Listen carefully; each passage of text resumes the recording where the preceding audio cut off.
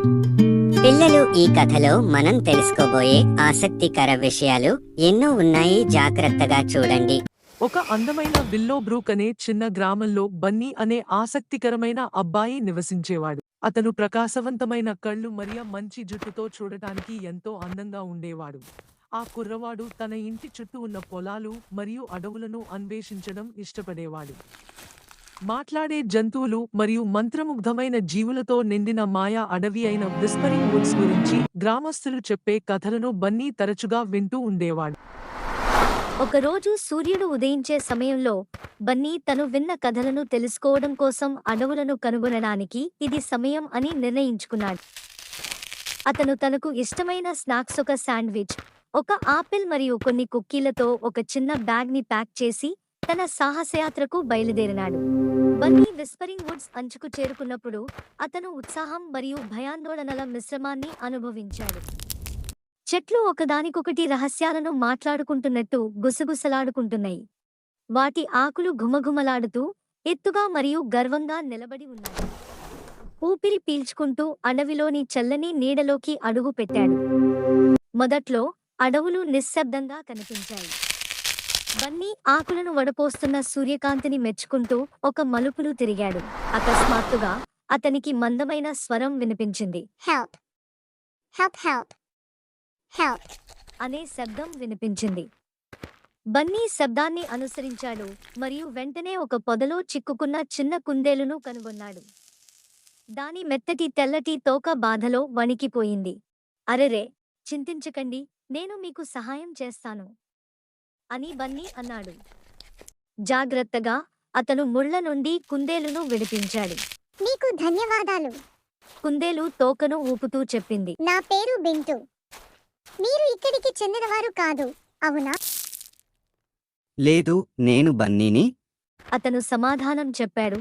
అతని కళ్ళు ఆశ్చర్యంతో విశాలంగా ఉన్నాయి. నేను విస్పరింగ్ వుడ్స్ ని అన్వేషిస్తున్నాను. నువ్వు సాహసం చేయబోతున్నావా?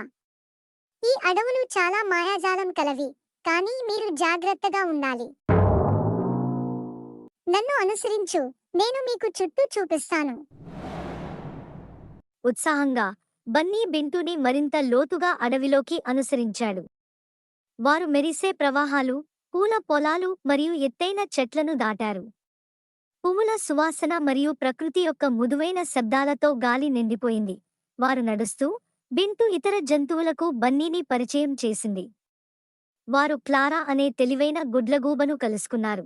ఇది ఒక కొమ్మపై ఎత్తుగా ఉండి అడవి చరిత్ర గురించిన కథలను పంచుకుంది మరియు ఆలివర్ అనే కొంటె ఉడుత సరదాగా పళ్ళు విసిరికొట్టింది. కాసేపటి తర్వాత బింటు బన్నీని దాచిన గ్లేడ్ వైపుకి నడిపించాడు. ఇది ఒక ఉత్కంఠభరితమైన దృశ్యం. ప్రతి రంగు పువ్వులతో చుట్టుముట్టబడిన వృత్తాకార క్లియరింగ్, మధ్యలో ఒక చిన్న చెరువు వజ్రాల వలె మెరుస్తుంది. ఇది ఎన్చాంటెడ్ గ్లేడ్, బింటు ప్రకటించింది. ఇది కలలు నిజమయ్యే ప్రత్యేక ప్రదేశం. బన్నీ తన కళ్లను నమ్మలేకపోయాడు. అందంగా ఉంది. ఇది మన కోరికలను తీర్చగలదా? బింటు నవ్వాడు. అవును, కానీ మీరు కోరుకునే మంచిదై ఉండాలి. దాని గురించి ఆలోచించి మీరు జాగ్రత్తగా అడగాలి. వుడ్స్ మాయాజాలం శక్తివంతమైనది. ఆశాజనక హృదయంతో బన్నీ కళ్ళు మూసుకుని తన కోరికను గుసగుసలాడాడు. నేను ఎప్పటికీ మరచిపోలేని సాహసం చేయాలనుకుంటున్నాను అని తన కోరికను కోరాడు. అకస్మాత్తుగా భూమి కంపించింది. ఆ గాలికి ఆకుల సుడులు వారిని చుట్టుముట్టాయి. ఆకులు స్థిరపడినప్పుడు బన్నీ గ్రోమ్ అనే ఒక రకమైన కాని క్రోధ స్వభావం గల దిగ్గజం ముందు నిలబడి ఉన్నాడు. నా నిద్రకు భంగం కలిగించే ధైర్యం ఎవరు చేశారు? అని గ్రోమ్ విజృంభించాడు, తల గోకాడు. అతని స్వరం లోతైనది కాని దయలేనిది కాదు. బన్నీ ధైర్యంగా ముందుకొచ్చాడు. ఇది నేనే, బన్నీ. నేను విస్పరింగ్ వుడ్స్ ని అన్వేషిస్తున్నాను. నిన్ను లేపాలని నా ఉద్దేశ్యం కాదు. గ్రోమ్ అతని వైపు కన్నేశాడు. అన్వేషిస్తున్నారా? సరే, మీకోసం నా దగ్గర ఒక సవాలు ఉంది. మీరు నా చిక్కును పరిష్కరించగలిగితే నేను మీకు ప్రత్యేక బహుమతిని ఇస్తాను. కానీ మీరు విఫలమైతే మీరు 1 వారం పాటు నా పనుల్లో నాకు సహాయం చేయాలి. బన్నీ బింటూతో కలతతో కూడిన చూపులను మార్చుకున్నాడు కానీ నిశ్చయించుకున్నాడు మీ చిక్కు ఏమిటి? అని బన్నీ అడిగాడు. దానితో గ్రోమ్ నవ్వుతూ వంకరగా ఉన్న దంతాల నోటిని బయటపెడుతూ ఇలా అన్నాడు. నేను నోరు లేకుండా మాట్లాడతాను మరియు చెవులు లేకుండా వింటాను. నాకు శరీరం లేదు కానీ నేను గాలితో జీవిస్తాను. నేను ఏమిటి? బన్నీ గట్టిగా ఆలోచించాడు. అతను అడవిలో గాలి మరియు గుసగుసల కథలను జ్ఞాపకం చేసుకున్నాడు. నా సమాధానం అది ఒక ప్రతిధ్వని. అని చెప్పాడు. గ్రోమ్ ఆనందంతో తన భారీ చేతులతో చప్పట్లు కొట్టాడు. కరెక్ట్, నువ్వు తెలివైనవాడివి, చిన్నదానివి. ప్రతిఫలంగా నేను మీకు అడవిలోని అన్ని జీవులతో స్నేహాన్ని బహుమతిగా ఇస్తున్నాను. అని గ్రోమ్ విజృంభించాడు. తల గోకాడు. అతని స్వరం లోతైనది కాని దయలేనిది కాదు. తన చేతి వేవ్తో మెరిసే కాంతిని ఆవరించిన బన్నీ అతను గ్రోమ్ హృదయంలో వెచ్చదనం మరియు చెందిన భావనను అనుభవించాడు. ధన్యవాదాలు గ్రోమ్. గ్రోమ్ ప్రకాశిస్తూ చెప్పింది. గొప్ప స్నేహంతో గొప్ప బాధ్యత వస్తుంది. అడవులను మరియు జీవులను రక్షించండి. గ్రోమ్ హెచ్చరించాడు.